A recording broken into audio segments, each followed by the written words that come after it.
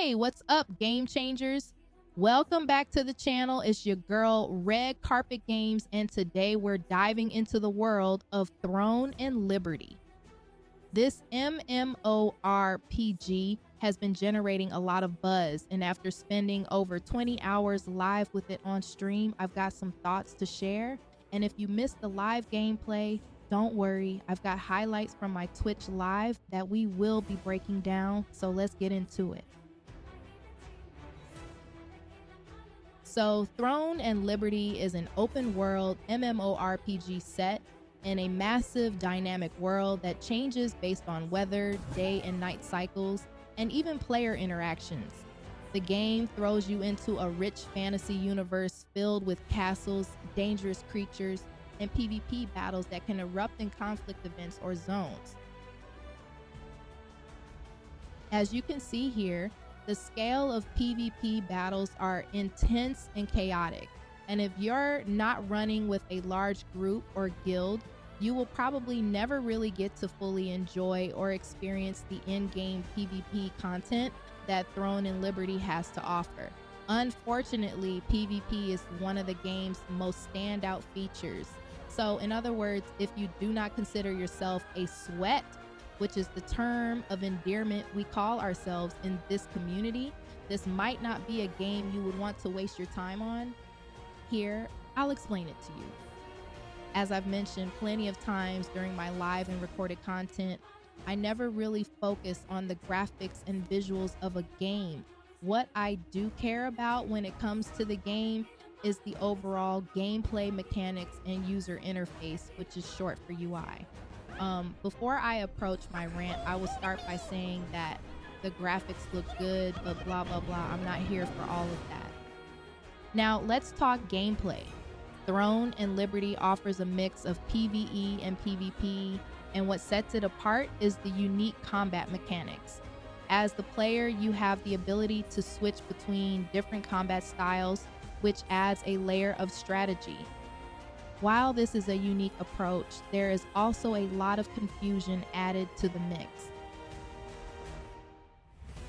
As I mentioned before, if you are not a sweat, don't even waste your time with this game. Amazon Games and NCSoft did not have a casual gamer in mind while Throne and Liberty was in development. There are a lot of systems involved from the start of your character journey. While the game does provide some guidance and is also not the type of game that will hold your hand, you are going to need to step out of your comfort gaming style to actually read through and understand all the systems involved in upgrading your skills, weapons, and gear.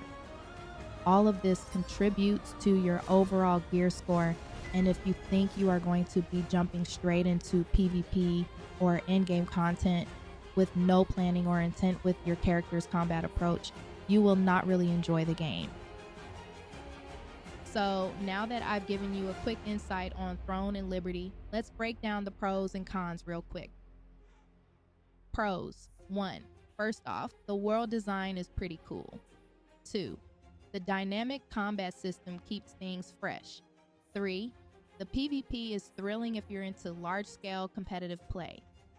Cons. 1. There's a bit of a learning curve, especially for new players. It would be very overwhelming at times. 2.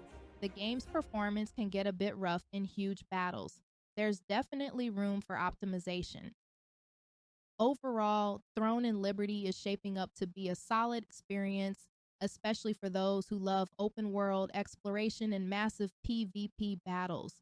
If you're into immersive worlds and dynamic combat, this might just be your next addiction.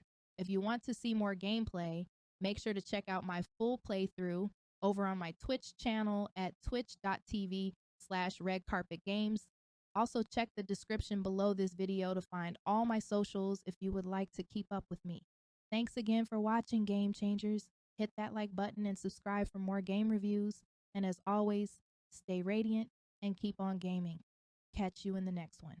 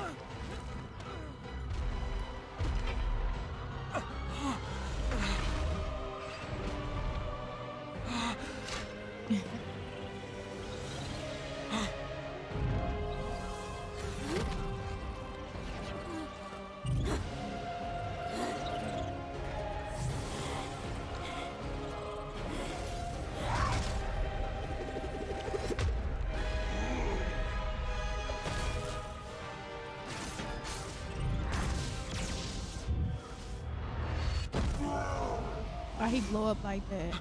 This is the power of a rampaging star fragment.